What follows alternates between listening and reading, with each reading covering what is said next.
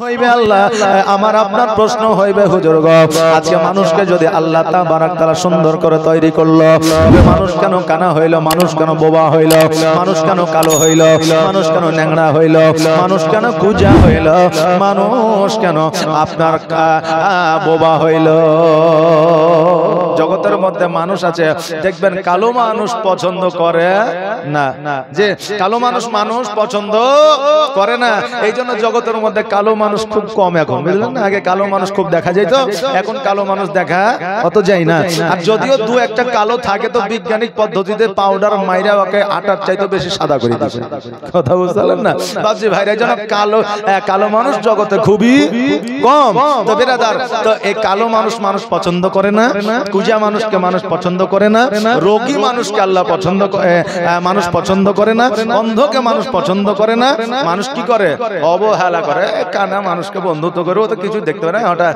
এই রোগী মানুষকে সাথে নিব ও তো রোগী দূর হয় না এই বোবা মানুষকে নিয়ে ঝামেলা শেষ নাই শুধু প্যাঁপু করবে হঠাৎ বন্ধুত্ব করি না কার সঙ্গে বন্ধুত্ব করি যার চেহারা হিরোর মতো দেখতে অতি সুন্দর যার দাড়িগুলো অতি সুন্দর যার চেহারাটা অতি সুন্দর যার কথাবার্তা অতি সুন্দর যার লম্বা হাইট যার অতি সুন্দর তার সঙ্গে আমরা বন্ধুত্ব করি বিরাদানে মিল্লাত ইসলামিয়া তো আল্লাহ তাবারাক তাআলা যখন নিজে মানুষকে তৈরি করলো তো মানুষের মধ্যে এই রকম করে মানুষকে কেন তৈরি করলো প্রশ্ন আসতে পারে কিনা জি আসতে পারে তো সকলকে আল্লাহ তো সুন্দর করে তৈরি করতে পারতো তো মানুষকে এরকম কেন তৈরি করলো কেন না আমার আল্লাহ তাবারাক তাআলা জগতের মধ্যে আসমান জমিন গাছপালা নদী নালা আপনার জীবজন্তু যা কিছু তৈরি করেছে সব কিছু ইশারা দ্বারা তৈরি করেছে ফেরেশতাদের মাধ্যম দিয়ে তৈরি করেছে কিন্তু এই মানুষকে আমার আল্লাহ তাবারাক তাআলা নিজের কুদরতি হাত দ্বারা বানিয়েছে জোরে বলেন সুবহানাল্লাহ এবার প্রশ্ন হবে আমাদের আল্লাহ যদি নিজের হাতের দ্বারা বানাইলো তবে আমাদের মধ্যে কেন কানা হইলো পূজা হইলো ন্যাংরা হইলো কালো হইলো বোবা হইলো ঠোসা কেন হইলো আল্লাহ বলে বান্দারে একজন মানুষ হইয়া মানুষকে ঘৃণা করতে পারো কিন্তু আমি আল্লাহ আমার কোন বান্দাকে ঘৃণা করি না এই জন্য আমার আল্লাহ তাবারাক তাআলা বলে ঘৃণাকারীকে আমি পছন্দ করি না হে বান্দা তোমরা একজন মানুষ অপরজন মানুষকে দেখিয়া তোমরা ঘৃণা করিও না কারণ আমি আল্লাহ কাউকে কোটিপতি বানিয়েছি কাউকে গরিব বানিয়েছি প্রত্যেককে পরীক্ষা করার জন্য বানিয়েছি আমি আল্লাহ সেকেন্ডের মধ্যে গরিবকে ফকির বানিয়ে দিতে পারি ফকিরকে ধনী বানিয়ে দিতে পারি এই জন্য কবির ভাষায় বলেছে নদীর কুল ভাঙে ও কুল ভাঙে এই তো নদীর খেলা রে ভাই এই তো নদীর খেলা সকাল বেলা ধনী রে তুই ফকির সন্ধ্যা বেলা আমি আল্লাহ যে কোনো মুহূর্তে তোমাকে ধ্বংস করে দিতে পারি কিন্তু আমি আল্লাহ কাউকে অপছন্দ করি না কাউকে ঘৃণা করি না মানুষ হইয়া মানুষ তোমরা ঘৃণা করতে পারো আমি কালো বানিয়েছি কারণ আমি আল্লাহ আমার পছন্দ হয়েছে তাই বানিয়েছি আমি বোবা বানিয়েছি আমি আল্লাহ আমার পছন্দ হয়েছে তাই আমি বানিয়েছি আমি ঠোসা বানিয়েছি আমি আল্লাহ আমার পছন্দ হয়েছে তাই আমি বানিয়েছি বাপজি আমার মায়েরা কালো হয়েছেন বলে আপনি দুঃখ করিয়েন না ন্যাংরা হয়েছেন বলে আপনি দুঃখ করিয়েন না ঠোসা হয়েছেন বলে আপনি দুঃখ করিয়েন না রোগ হয়েছে বলে আপনি দুঃখ করিয়েন না কারণ মানুষের পছন্দ হোক আর না হোক আল্লাহর পছন্দনীয় বান্দা আপনি হতে পেরেছেন জোরে বলেন সুবহানাল্লাহ এই জন্য বাবাজি ভাইরা আমরা জগতে মানুষকে দেখে ভয় করব না ভয় যদি করতে হয় আল্লাহকে দেখে ভয় করব জোরে বলেন সুবহানাল্লাহ ও বেরাদার আজকে জগতের মধ্যে আমরা এসেছি আল্লাহর ইবাদত বান্দিকে উপাসনা করব আমার নবীর গোলামি করব যতক্ষণ পর্যন্ত নবীর গোলামি না করব ততক্ষণ পর্যন্ত আমরা আল্লাহকে পাইব না আমার নবী মুস্তাফা সাল্লাল্লাহু তাআলা আলাইহি ওয়াসাল্লাম 5 বছর 7 মাস বয়সে মা হালিমাতুস সাদিয়া রাদিয়াল্লাহু তাআলা আনহার বাড়ি থেকে যখন মদিনায় চলে আসে মক্কায় চলে আসে মা আমিনার কাছে আগামী কালকে হয়তো আপনারা জীবনীটা শুনেছেন কি বলে ছাগল বকরি চড়িয়ে আমার নবী শুনেছেন তো শুনেছেন এবার আমার নবী মুস্তাফা সাল্লাল্লাহু তাআলা আলাইহি ওয়াসাল্লাম উনি বাড়িতে আসলেন বাড়িতে আসার পরে ওনার বাড়ির সবচাইতে দল বলে ছাগলটা নিয়ে চলে গেল নবীকে দেখার জন্য। এবার ছাগলটা ছুটিয়ে নিয়ে আসলো, একটু সংক্ষেপে বলে দিই, হ্যাঁ, ছাগলটা ছুটিয়ে নিয়ে আসলো। মা হালিমা ভয় পেয়ে গেল, এইভাবে যদি আমার নবী মুস্তাফাকে পৃথিবীর জীবজন্তু যদি আমার নবীকে ঘেরাও করে কখন আপনার অ্যাক্সিডেন্ট হয়ে যাবে, এই জন্য আমার কাছে আমি আর রাখবো না, মক্কায় গিয়ে মা আমিনার কাছে দিয়ে আসবো। কারণ অপরের আপনার সন্তানকে যখন কেউ লালন পালন করবে নিশ্চয়ই তার মনের মধ্যে একটা ভয় থাকবে, থাকবে না? থাকবে। হালিমা রাদিয়াল্লাহু তাআলা আনহা আমার নবী মুস্তাফা সাল্লাল্লাহু তাআলা আলাইহি ওয়াসাল্লামকে 5 বছর 7 মাস বয়সে তাইফ থেকে সকালবেলা গোসল বানায়া দিলেন, সুরমা পরায়া দিলেন, ভালো পোশাক পরিধান করায়া দিলেন। আমার নবী মুস্তাফাকে আঙুলখানা ধরে যেন মক্কার দিকে রওনা হয়ে গেলে।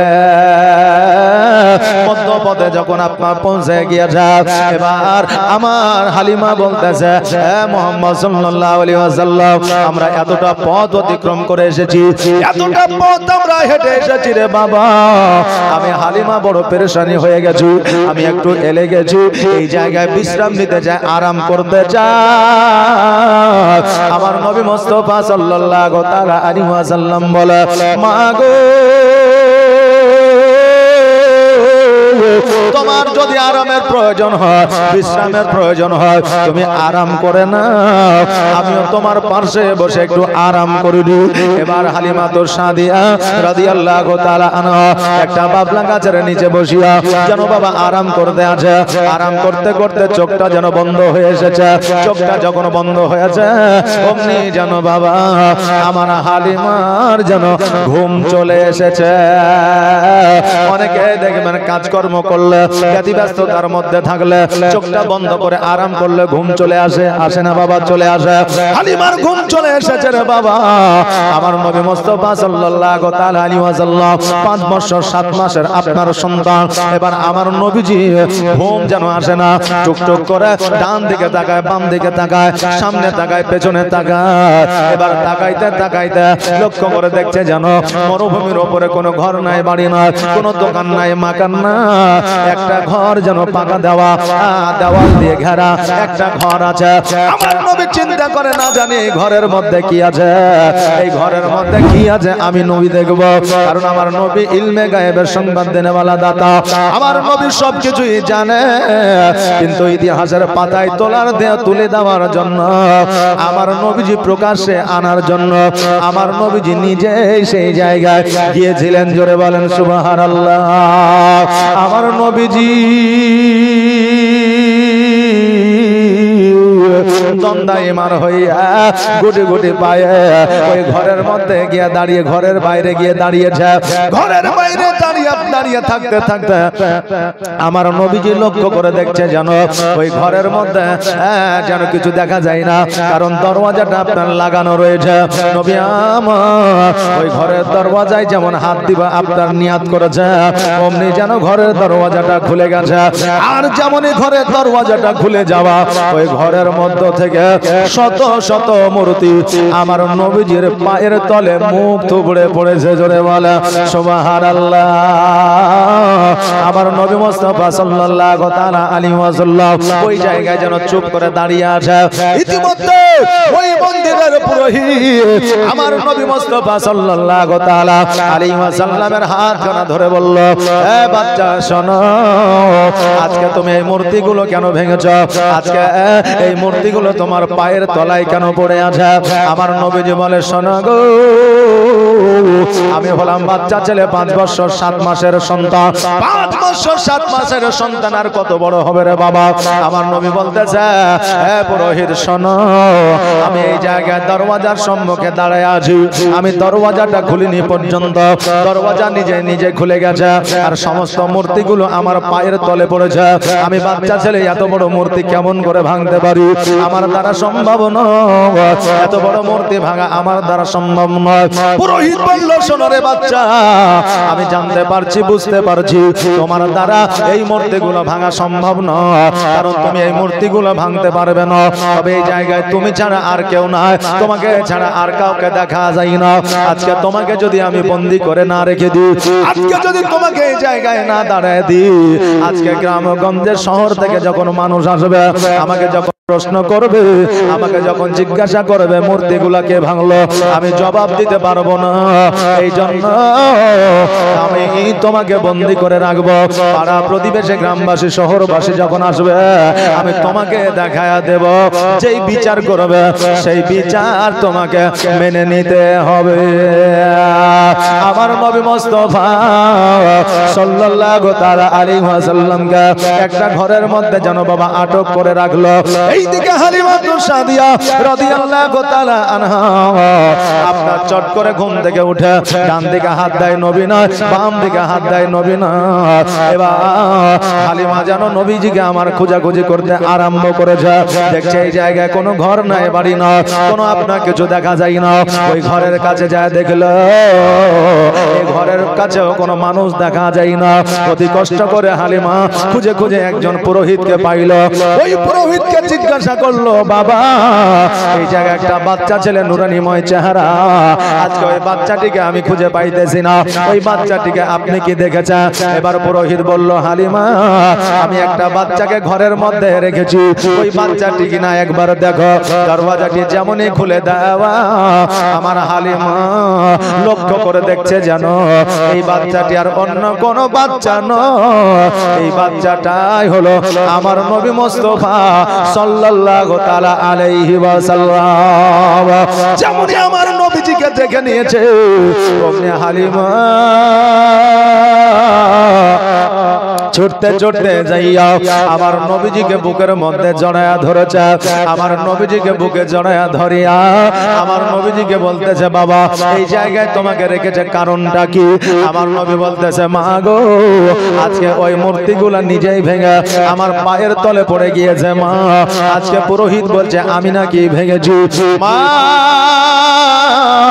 আমার দ্বারা মূর্তি ভাঙা সম্ভব নয়, কারণ আমি নবী, আমি কোন ধর্মের মানুষকে আঘাত দিতে পারি না, কেউ প্রমাণ করে দিতে পারবে না, কিয়ামত পর্যন্ত কারো দ্বারা সম্ভব হবে না। আমার হালিমা ওই পুরোহিতকে ডাক দেয়া বলল, বাবা আজকে বাচ্চাটিকে তুমি ছেড়ে দাও, কারণ এই বাচ্চাটি জীবনে কোনোদিন মিথ্যা বলে না, কিয়ামত পর্যন্ত মিথ্যা বলবে না। তাইবাসীরা এর সততা দেখিয়া আজকে নবীকে আল আমিন নামে আখ্যায়িত করেছে।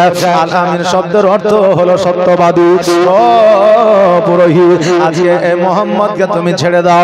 পুরোহিত বলল, না না না, এই বাচ্চাকে আমার দ্বারা ছাড়া সম্ভব হবে না। হালিমা বলল, পুরোহিত রে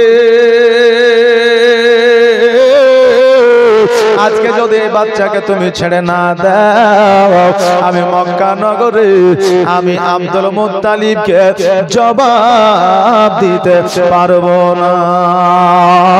পুরোহিত বলল, কেন জবাব দিতে পারবে না? এই বাচ্চাটি তো তোমার। হালিমা বলল, এই বাচ্চা আমার নয়।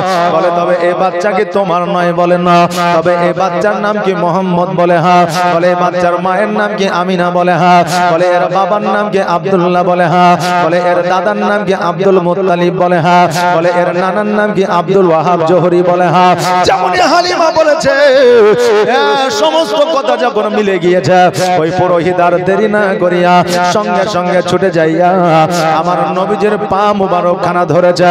আর ধরার পরে বলে, নবী গো আমার দ্বারা বড় অন্যায় হয়ে গিয়েছে, আমার দ্বারা বড় ভুল হয়ে গিয়েছে, আমার দ্বারা বড় বেয়াদবি হয়ে গেছে। নবী গো আপনি দয়া করে আমাকে ক্ষমা করে দেন, আর আপনার কালেমা আমি পুরোহিত, আমাকে আপনি পড়ায়া নেন। হালিমা যেন অবাক হয়ে গেল। পুরোহিত এতক্ষণ যাকে তুমি বন্দী করে রেখেছিলে আর তার পরিচয় পাওয়ার পরে তারা পাখানা ধরেছ, কারণটা কি? ওই পুরোহিত বলল, হালিমা তুমি হয়তো জানো না রে মা, এই বাচ্চার জগতের সাধারণ বাচ্চা নয়, এই বাচ্চা তোমার আমার বাচ্চার মতো নয়, এই বাচ্চা হলো আখেরি পয়গম্বর মুহাম্মদুর রাসূলুল্লাহ সাল্লাল্লাহু তাআলা আলাইহি ওয়াসাল্লাম।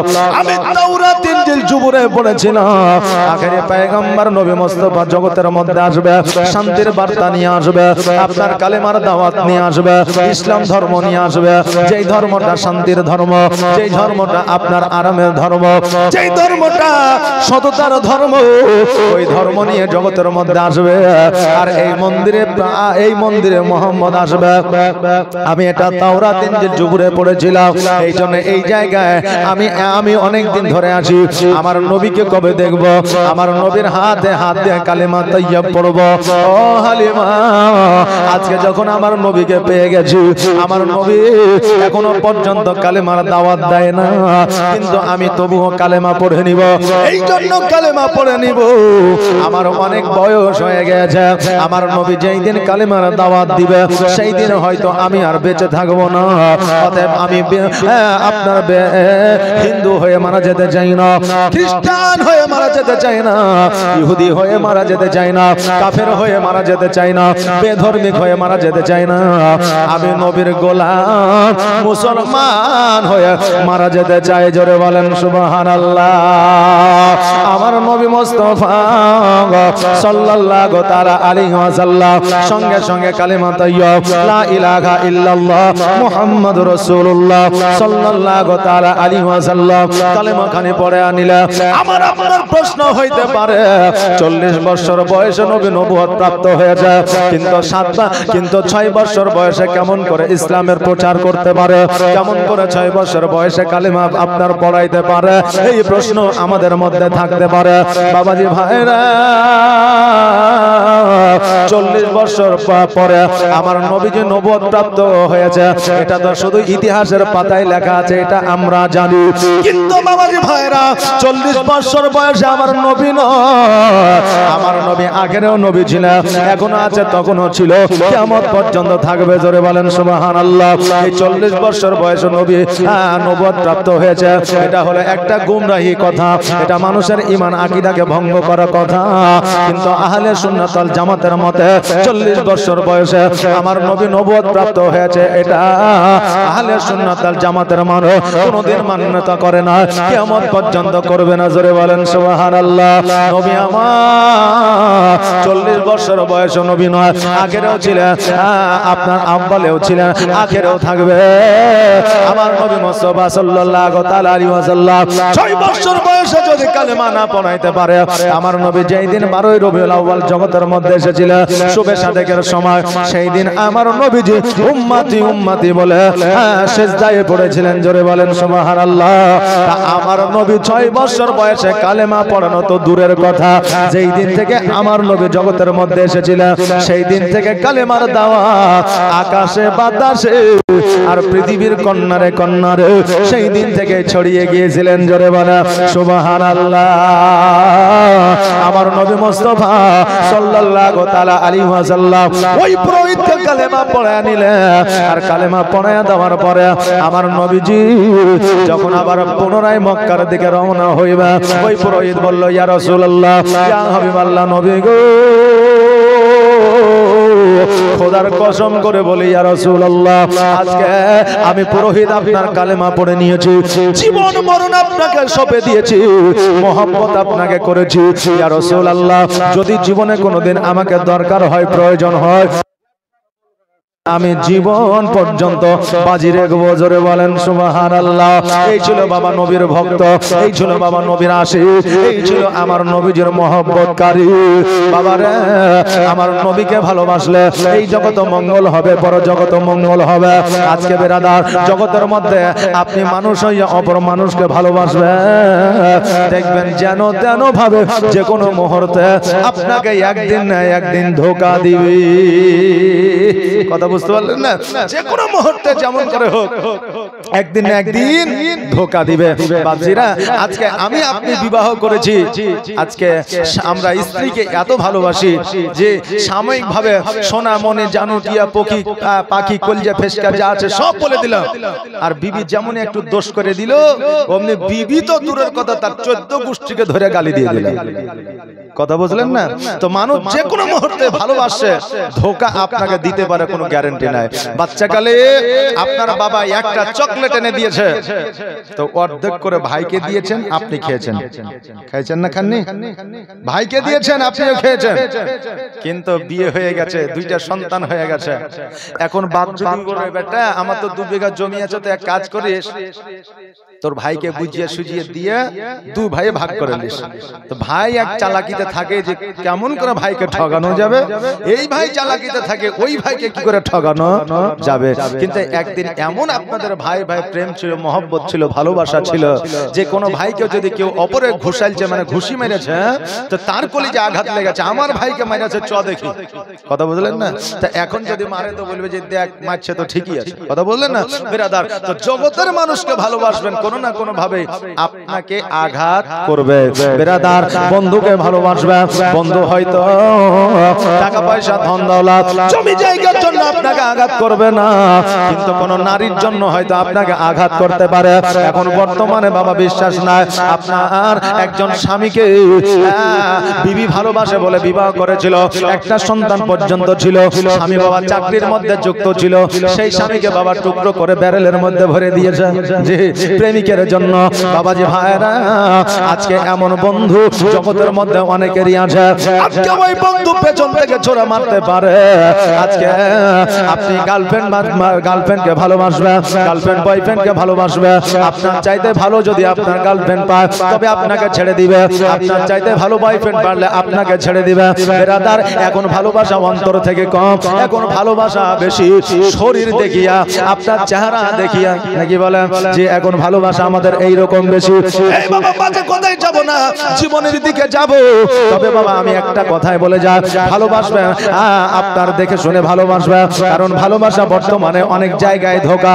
এই জন্য পৃথিবীতে মানুষকে ভালোবাসবে, যে কোনো মুহূর্তে আপনাকে ধোঁকা দিতে পারে, যে কোনো মুহূর্তে আপনাকে মারতে পারে, যে কোনো মুহূর্তে আপনাকে কষ্ট দিতে পারে, কিন্তু খোদার কসম করে বলে যায় আমার নবীকে যদি ভালোবাসেন একবার, এই জগতেও মঙ্গল হবে, পরের জগতেও মঙ্গল হবে।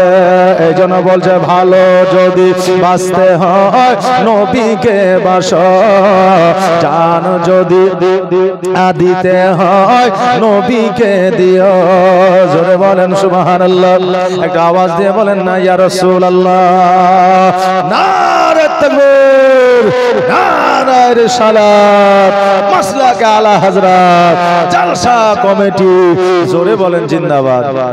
স্টেজের উপরে যারা আছে তারাই বলছে আল্লাহু আকবার, নিচে যারা আছে বলছে তোরাই বল, আমরা দেখছি। যে মসজিদে যেমন আজান হয় না, হাইয়া আলাস সালাম, হাইয়া আলাস সালাম,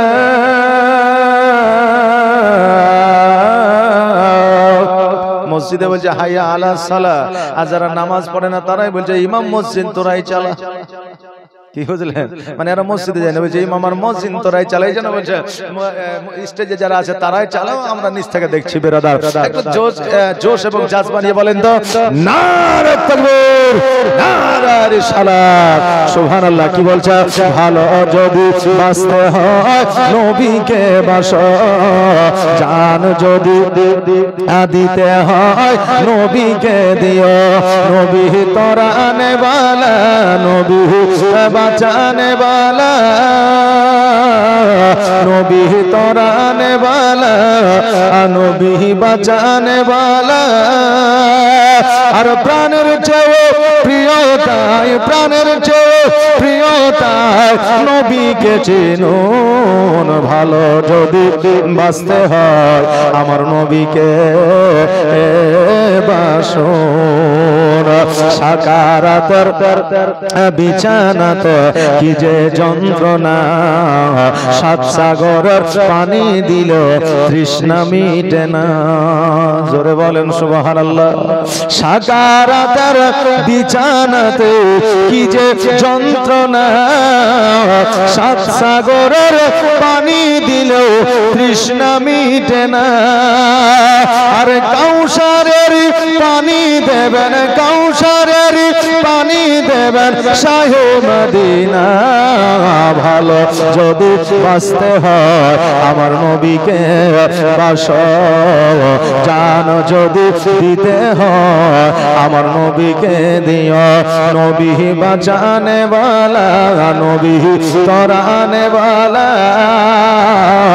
नबी बचाने वाला नबी तराने वाला और प्राणेर चेয়ে প্রিয়তাই প্রাণের চেয়ে প্রিয়তাই নবীকে চিনো জান যদি দিতে হয় আমার নবীকে দিয়ে ভালো যদি বাঁচতে হয় আমার নবীকে বাসে নবীর ইশকে মহব্বতে যদি নাত পড়া হয় গজল পড়া হয় অনেকেই বাবা হা হা করে শোনে যে মাশাআল্লাহ সুবহানাল্লাহ বারাকাল্লাহ এই কথা তাদের মুখ থেকে বের হয় না কিন্তু আবার গজল বাদ দেয়া যদি বলা হয় একটা চা বানাও আমার জন্য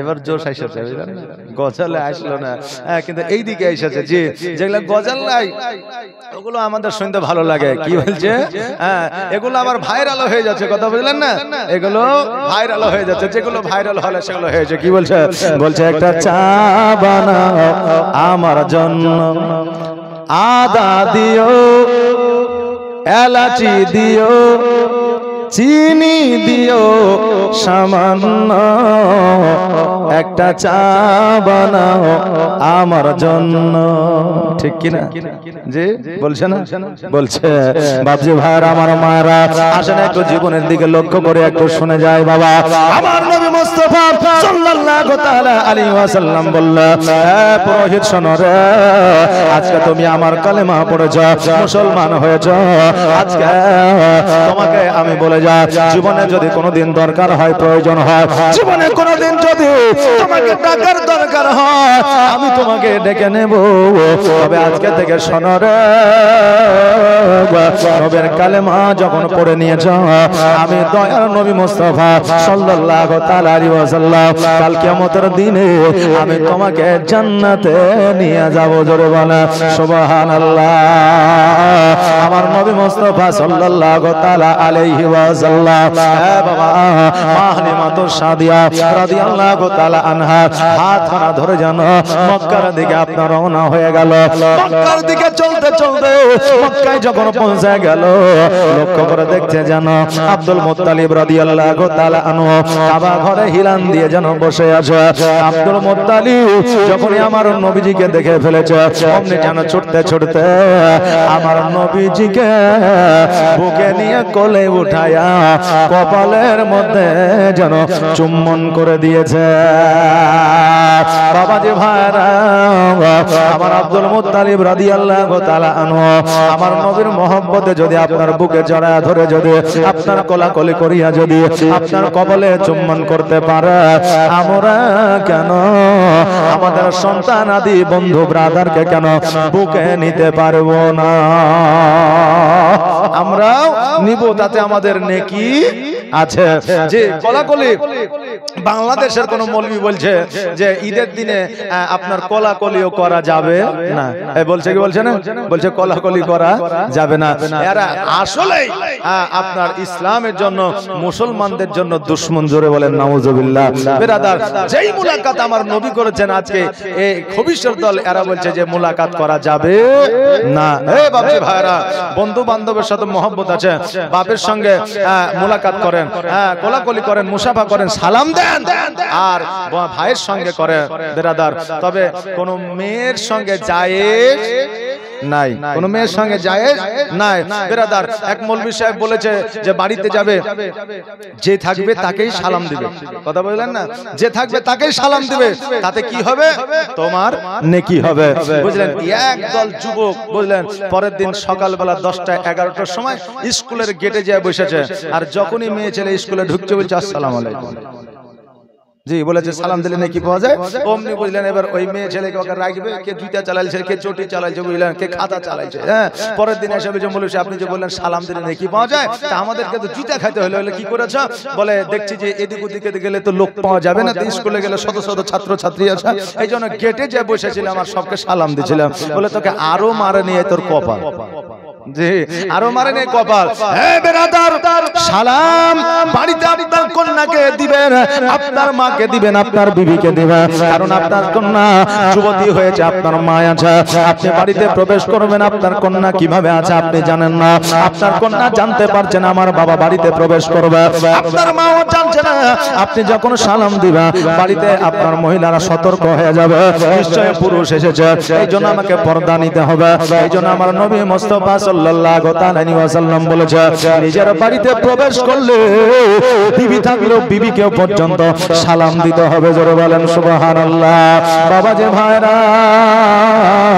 আমার নবী মুস্তাফা সাল্লাল্লাহু তাআলা আলাইহি ওয়াসাল্লাম আমার নবী মুস্তাফার কবলে চুম্বন করিয়া দুই চোখের পানি ছেড়ে দিয়ে বলে, ভাই রে, এতদিন পর্যন্ত তোমাকে না দেখিয়া আছি, আজকে আমি আব্দুল মুত্তালিব কথা দিলাম, আজকে মক্কা থেকে আমার চোখের আড়াল তোমাকে হইতে দিব না। আমার নবী মুস্তাফা সাল্লাল্লাহু তাআলা আলাইহি ওয়াসাল্লাম বলে, দাদা গো, আমি নবীজি, আমিও আজকে থেকে আমার মাকে ছাড়িয়া আপনাকে ছাড়িয়া কোথাও যাব না। হালিমা বলল, আব্দুল মুত্তালিব, আজকে আমার তাইফে বন জঙ্গলের পশুরা পর্যন্ত এই নবী মুস্তাফাকে উঠায় নিয়ে যাচ্ছে, তার পায়ে চুম্বন করছে। আজকে নবীজিকে গোল করে ঘেরাও করে জীবজন্তুরা দেখছে। কোন সময় যদি বিপদ হয়ে যায় তবে হয়তো অ্যাক্সিডেন্ট হয়ে যাবে, এই জন্য আমি নিয়ে এসেছি।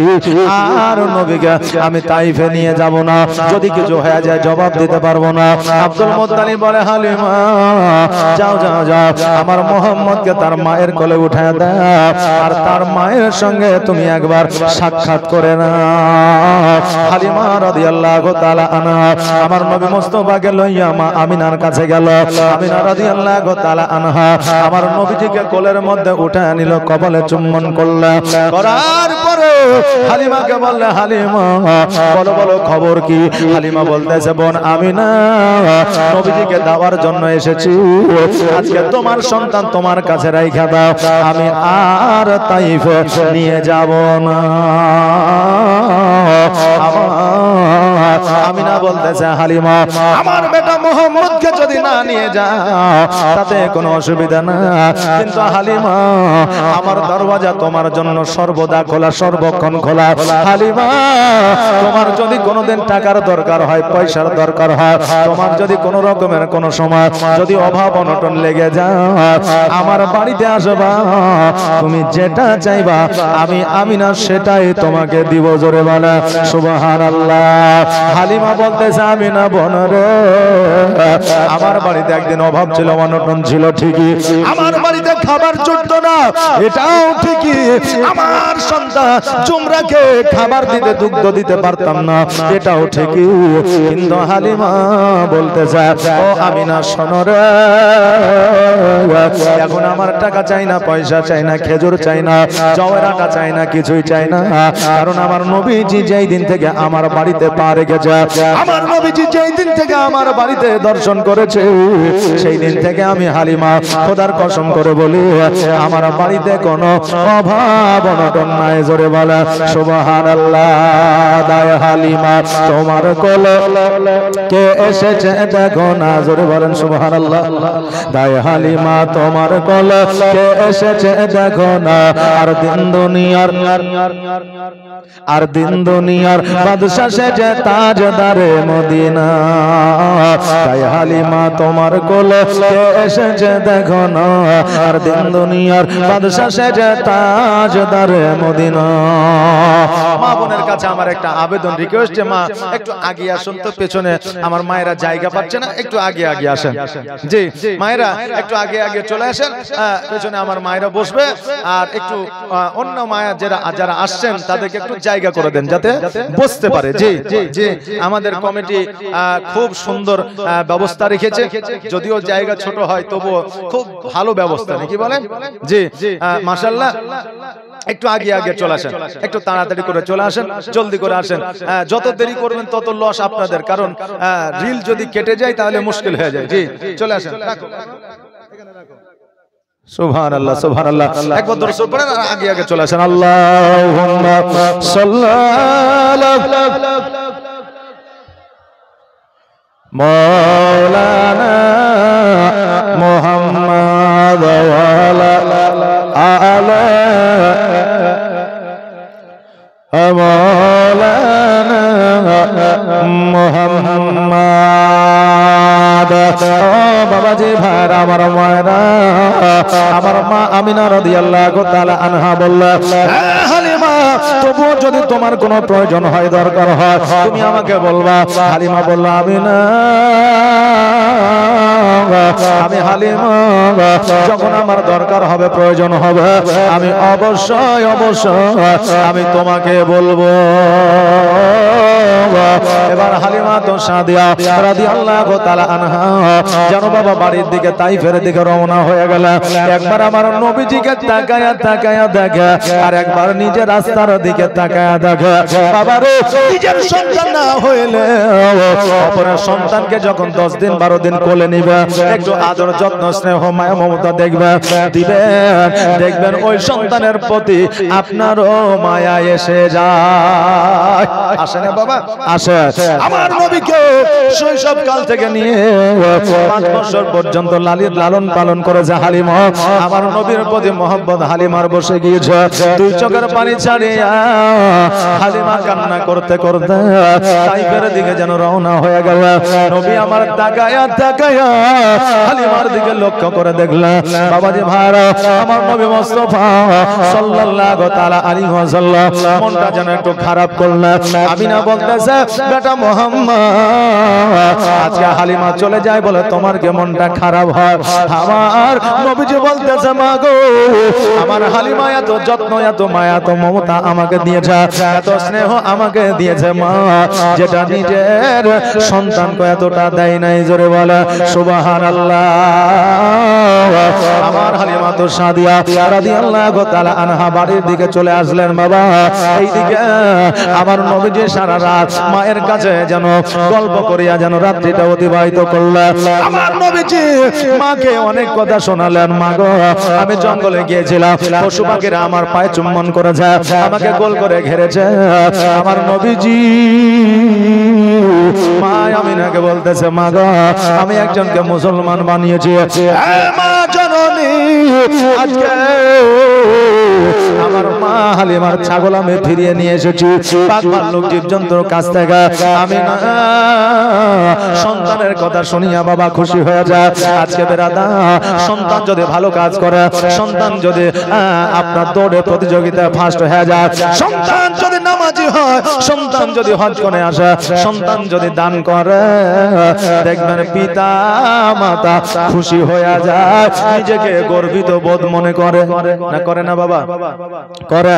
কিন্তু সন্তান যদি আপনারা দেখবেন জুয়া খেলে, তারিফ খায়, মদ খায়, গাঁজা যদি খায়, দেখবেন তাদের প্রতি বাপ মায়ের মহব্বত কমে যায়। আর সন্তানের কথা শুনিলে বাপ মা লজ্জা পায়, তাই না? এখন একটা কোন মানুষকে গিয়ে যদি বলে, তোমার বেটা রহমান, বলে হ্যাঁ, সারা দিন গাঁজা খায়ার পড়ে থাকে, আচ্ছা বলেন বাপকে ভালো লাগবে? সন্তানকে ভালো লাগবে? বিবিকে ভালো লাগবে? লাগবে না। এখন যদি বলে, হ্যাঁ গো, তোমার বেটা এত সুন্দর, এত নামাজ পড়ে, এত ভালো ছেলে, যে এখন নিউ জেনারেশন এরকম ছেলে খুঁজে পাওয়াই মুশকিল, আচ্ছা বলেন যে ওই বাপের সিনাটা 32 থেকে 38 হবে কি হবে না? যে হবে।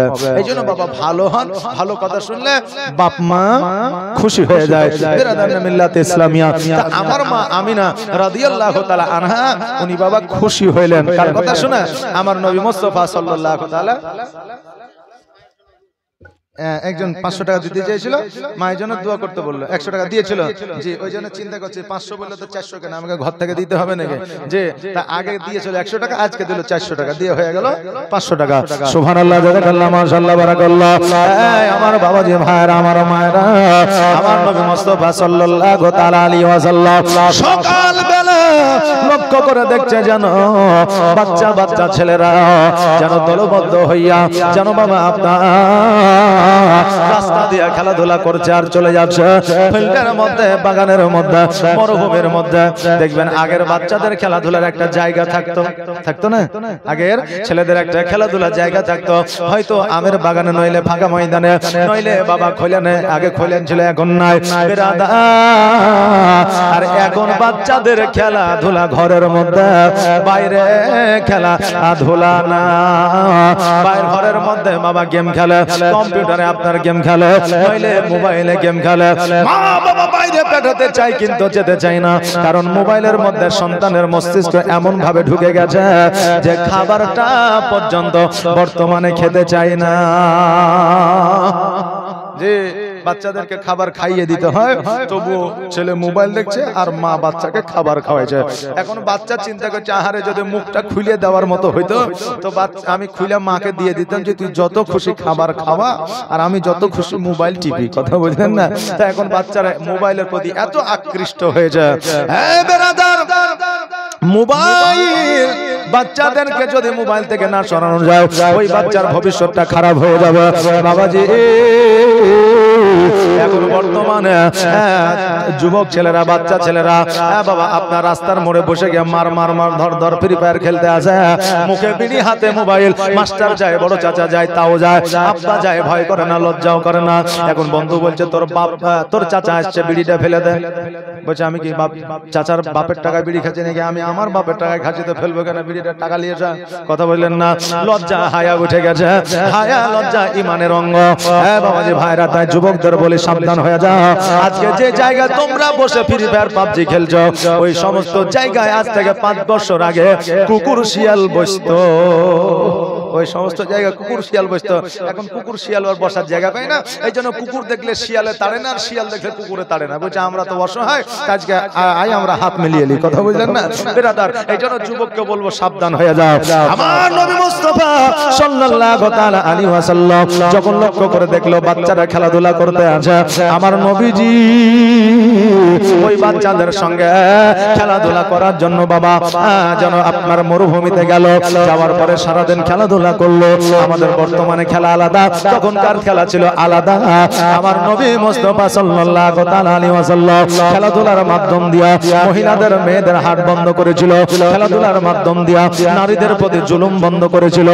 আপনার খেলাধুলার মাধ্যম দিয়া মহিলাদেরকে স্বাধীনতা দিয়েছিল। খেলাধুলার মাধ্যম দিয়া মহিলা হত্যা বন্ধ করেছিল। আর আমার নবীজি আজকে থেকে 1442 হিজরি আগে এই মা বোনদের সম্মান বাড়িয়েছিল। জোরে বলেন সুবহানাল্লাহ। আজকে নিউ জেনারেশনের ছেলেদের যদি জিজ্ঞাসা করা হয় নারীদের সম্মান কে বাড়াইলো, বলবে স্বামী বিবেকানন্দ, কেউ বলবে রবীন্দ্রনাথ ঠাকুর, কেউ বলবে ঈশ্বরচন্দ্র বিদ্যাসাগর, কেউ বলবে শরৎচন্দ্র, কেউ বলবে আবুল কালাম আজাদ। মিল্লাত ইসলামিয়া, কারণ তারা ইতিহাসের প্রেমে পাগল, কারণ তারা ইতিহাস দেখেছে, কিন্তু আমার নবীর ইতিহাস তারা জানে না। আজকে 300 বছর আগে এরা নারীর জীবন পরিবর্তন করলো, কিন্তু আজকে থেকে 1442 হিজরি আগে আমার নারীদেরকে সুসম্মানে সম্মানিত করলো।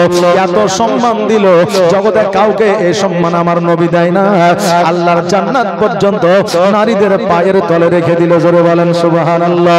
আপনি বলবেন হুজুর গো, নারীদের পায়ের তলে জান্নাত কেমন করে থাকতে পারে? আপনি কি নারীদের চাইতে জান্নাতকে ছোট করে দেখছেন নাকি? হ্যাঁ বাবা, আপনাদের বুঝা দিয়ে যায়, জানা দিয়ে যায়। আমার নবী মুস্তাফা সাল্লাল্লাহু তাআলা আলাইহি ওয়াসাল্লাম বলেছে, সন্তানদের জান্নাত মায়ের পায়ের তলে। জোরে বলেন সুবহানাল্লাহ। সন্তানের জান্নাত জান্নাত যদি মায়ের পায়ের তলে হয় তবে জান্নাত ওই নারীদের পায়ের তলে দিয়ে দিয়েছে আমার নবী। আর আমার নবী নারীদের সম্মানকে বাড়ায় উঁচু করে দিয়েছে।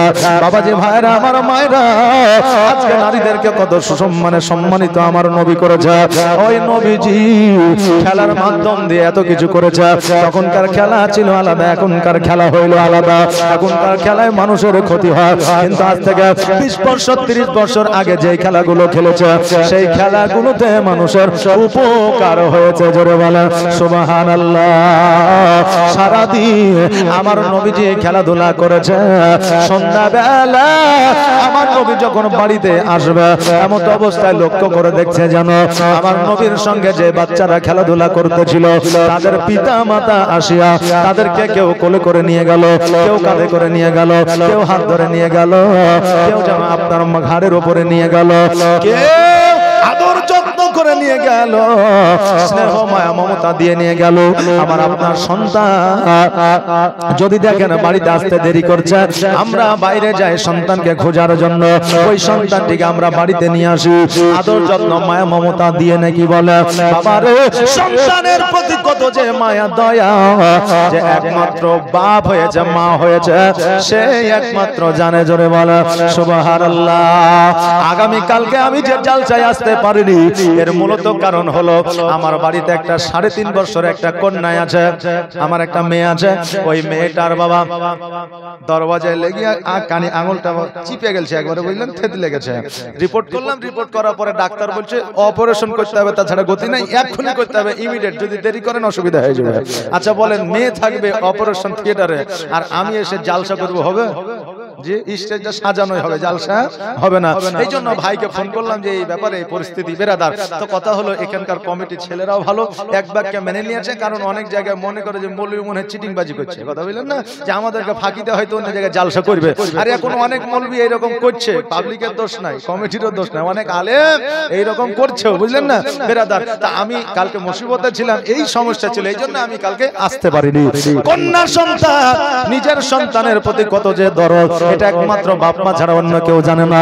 আজকে যে বাপ মাকে আমরা দেখতে পারছি না, ওই বাপ মা একদিন আমাদের এইভাবে লালন পালন করেছে। সকলের পিতা মাতা আসিয়া আপনার যত্ন সহকারে নিয়ে গেল।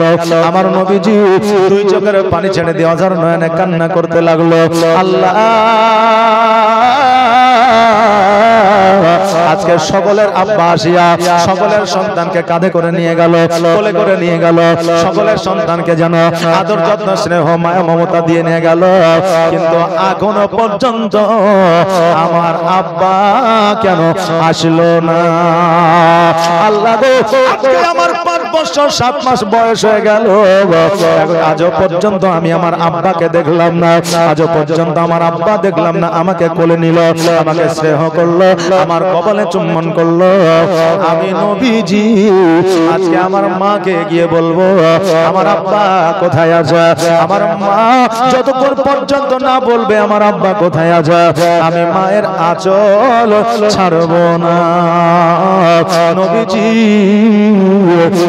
গুটি গুটি পায়ে যেন বাড়িতে গেলাম, যাওয়ার পরে মা যেন বসে আছে। আমার নবীজি যাইয়া মায়ের আঁচলখানা ধরিয়া বলল, মা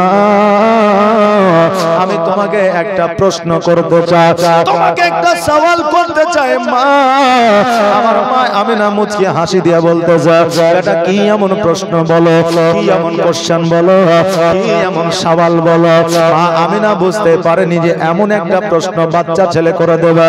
বিরাদার, বর্তমানে বাচ্চারা এমন এমন প্রশ্ন করে, বাপ মায় বাবা এমন অনেক সময় হতভম্ব হয়ে যায়, কথা বললেন না, অনেক সময় হতভম্ব হয়ে যায়।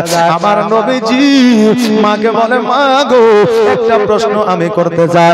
আমিনা বলল, কি প্রশ্ন বাবা বলো? বলে, মা সকলের আব্বাকে দেখলাম, সকলকে কোলে নিয়ে গেল, কপালে চুম্বন করলো, কাঁধে নিল, যত্ন সহকারে বাড়িতে নিয়ে গেল, কিন্তু মা আমার আব্বা কোনদিন কেন আমাকে কোলে নিল না? মা গো আমাকে আজও পর্যন্ত কোলে নিল না। কোলে নেওয়া তো দূরের কথা, আমার আব্বা আজও পর্যন্ত আমার চেহারা খানা দেখতে আসলো না। মা আমার আব্বাকে আমাকে ভালোবাসে না, আমার আব্বার মায়া দয়াকে আমার উপরে না, আমার আব্বার মহব্বতকে আমার উপরে না। আমি না দুই চোখের পানি ছেড়ে দিয়ে অঝর নয়নে কান্না করতে আরম্ভ করলো। আমার মা আমিনা বলতেছে, আল্লাহ আজকে আমার সন্তান এমন একটা প্রশ্ন করেছে, আমার সন্তান এমন একটা কথা জিজ্ঞাসা করেছে, আমার সন্তানকে আমি কেমন করে উত্তর দেব? এখন আমার সন্তানকে যদি আমি বলি তোমার আব্বা না, মাকামে আব্বায় আরাম করতে আছে, আমার সন্তান কষ্ট ব্যথা বেদনা পেয়ে যাবে, আমার সন্তান অঝর নয়নে কান্না করবে, আমার সন্তানের কান্না আমি আমিনা সহ্য করতে পারবো না। আল্লাহ গো, আমি আমার সন্তানকে কি বলে সান্ত্বনা দেব? আমিনা বললে, বেটা রে, তোমার আব্বা বাণিজ্যে গিয়েছে, এখনো পর্যন্ত বাড়িতে ফিরে না। এবার আপনার আমার প্রশ্ন হবে এটা, মা আমিনা রাদিয়াল্লাহু তাআলা আনহা জানা আব্দুল মুত্তালিব ইন্তেকাল করেছে, আব্দুল্লাহ রাদিয়াল্লাহু তাআলা আনহু ইন্তেকাল করেছে, এই জগৎ ছেড়ে পর জগৎ গমন করেছে, তবুও কেন আমিনা এই কথা বলল? আমার মা বোনেরা, বাপজিরা, মান্তিকের মধ্যে এমন কথা আছে, আপনি কথাটা বলবেন, সত্য হবে না, মিথ্যাও হবে না, গুনাহও হবে না, নেকিও হবে না। কারণ একজন বান্দা যখন চুরি করতে যাবে, কোন জায়গা যাবে, হয়তো মানুষকে বলবেন আমি অমুক জায়গা যাচ্ছি, কিন্তু সত্য বলবে, মিথ্যা বলবে না, গুনাহ করবে না। ওই বান্দা যদি বলে আমি সামনের দিকে যাব, কারণ মানুষ সর্বদা সামনের দিকে যায়, পেছনে চলে না, পেছনে চলে না, সামনেই চলে। ওই মুহূর্তে যদি ঘুরে যায় তবুও সামনেই চলা হবে, এই জন্য এটা মিথ্যা প্রমাণ হবে না, গুনাহ হবে না। বাবাজি, আমার আব্দুল্লাহ রাদিয়াল্লাহু তাআলা আনহু বাণিজ্যে গিয়েছিল, আর বাড়ি ফিরে না, কিয়ামত পর্যন্ত বাড়ি ফিরবে না, কারণ মাকামে আব্বায় আরাম করতে আছে। এই জন্য আমিনা রাদিয়াল্লাহু তাআলা আনহা বলেছিল, তোমার আব্বা বাণিজ্যে গিয়েছে, এখনো বাড়ি আসে না। আমার দয়ার নবী, মায়ার নবী সাল্লাল্লাহু তাআলা আলাইহি ওয়াসাল্লাম বলল, মা গো, আজকে তুমি যাই বলো না কেন, আমি নবীজি আজকে তোমার আঁচল খানা ধরেছে। মা, আজকে আমার আব্বা কোথায় আছে, কবে আসবে, এটা তোমাকে বলতে হবে। যতক্ষণ পর্যন্ত না বলবা, আমি নবীজি তোমার আঁচল খানা ছাড়বো না। আর শিশু নবী কেন্দে কেন্দে মায়ের কাছে কয়, বলো বলো আম্মা জান আমার আপা জান কোথায়? আর বলো বলো আম্মা জান আমার আপা জান কোথায়? আর সন্ধ্যা বেলায় খেলার শেষে সব ছেলেদের পিতা এসে, আর সন্ধ্যাবেলায় খেলার শেষে সব ছেলেদের পিতা এসে আমার খেলার সাথী ভাইদের সঙ্গে নিয়ে যায়। বলো বলো আম্মা জান আমার আপা জান কোথায়? বলো বলো আম্মা জান আমার আপা জান কোথায়? আর ধাত্রী বাড়িতে যখন ছিলাম পিতাকে না দেখতে পেলাম। আর ধাত্রী বাড়িতে যখন ছিলাম পিতাকে না দেখতে পেলাম।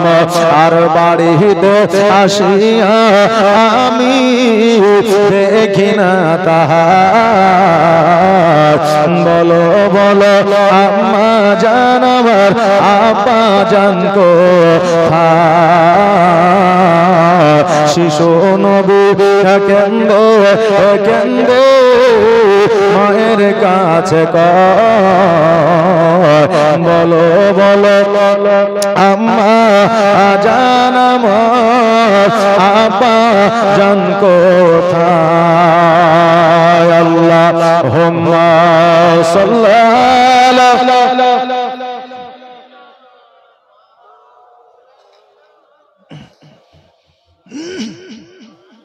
ولا على سيدنا মুহাম্মদ আমার নবীজি বলেন মা যতক্ষণ পর্যন্ত আমার আব্বা কোথায় আছে গো মা না বলিবা ততক্ষণ পর্যন্ত আমি তোমার আঁচল খানা ছাড়বো না। আমার আমিনা দুই চোখের পানি ছেড়ে দিয়া অঝর নয়নে কান্না করে আল্লাহ আমার সন্তানকে কেমন করে সান্ত্বনা দেব, আমার সন্তানকে কেমন করে আমি বোঝাবো, আমার সন্তানকে আমি কেমন করে বলবো তোমার আব্বা এই জগতে আর না। আমার আমিনা রাদিয়াল্লাহু তাআলা আনহা দুই চোখের পানি দেখিয়া আমার নবীজি বলতেছে মা তুমি কেন কান্না করো? ও গো মা আজকে তোমার কান্না দেখিলে আমি নবী আমার কান্না বন্ধ হয় না। মা গো তোমার কান্না বন্ধ করো। আর আমার আব্বা কোথায় আছে একবার বলো। আমার আব্বা এতদিন পর্যন্ত কেন কোলে নিল না? আমার আব্বা আমাকে দেখার জন্য কেন আসলো না? আমার আব্বা কেন আমার আঙুলখানা নিয়ে ঘুরলো না? আমি না দুই চোখের পানি ঝরায়া স্বামী হারা বুকে ব্যথা লইয়া আমার নবীজিকে বলে বেটারা তোমার আব্বা আজকে কেন কিয়ামত পর্যন্ত তোমাকে কোলে নিবে না? তোমার আব্বা কিয়ামত পর্যন্ত তোমাকে দেখার জন্য আসবে না। তোমার আব্বা তোমার আঙুলখানা ধরে ঘুরবে না। কেন না কেন না তোমার আব্বা এই জগতে না, তোমার আব্বা পরের জগতে গমন করেছে, তোমার আব্বা ইন্তেকাল করেছে। তোমার আব্বা তোমাকে কোনদিনও কোলে নিবে না। নবী আমার দুই চোখের পানি ছেড়ে দিয়ে কান্দে মা গো আমার আব্বা নাই আমাকে কেন আগে বলো না? আমার আব্বা ওই মাকামে আব্বা আরাম করছে গো মা তুমি আমাকে কেন খবরটা একবার দাও না? আমার আমিনা বলতেছে বেটারা আজকে তোমার আব্বা জগতে নাই, তোমাকে যদি আমি বলতাম তুমি বুক ভরা ব্যথা নিয়ে বেদনা নিয়ে পৃথিবীর মধ্যে চলাফেরা করতে, তুমি কান্না করতে, অপরের আব্বাকে দেখে তুমি দুঃখ করতে। ও মুহাম্মদ সাল্লাল্লাহু তাআলা আলাইহি ওয়াসাল্লাম আজকে আমি স্বামী হারা, আজকে যত ব্যথা বেদনা আমি বুকের মধ্যে লুকায়া রেখেছি। আহারে আজকে স্বামী যার নাই জগতের মধ্যে সেই একমাত্র জানে স্বামী হারা কত দুঃখ, স্বামী হারা কত ব্যথা বেদনা, স্বামী হারার কতটা আপনার যন্ত্রণা। আজকে যাদের স্বামী আছে রে বাবা আজকে ওই স্বামীকে যাইরার বেটা যাইরা বলে কথা বলেন না, যাদের স্বামী আছে ওই স্বামীকে অবহেলা করে। আজকে যাদের স্বামী জগতের মধ্যে আছে ওই স্বামীকে অনেক বিবি আছে মেরে দেয় পর্যন্ত মারে। আমার নবী মুস্তাফা সাল্লাল্লাহু তাআলা আলাইহি ওয়াসাল্লাম বললেন তিনটা কারণে নারীরা জাহান্নামী বেশি হবে। এক নম্বর কারণ হলো স্বামীদের গালিগালাজ করা।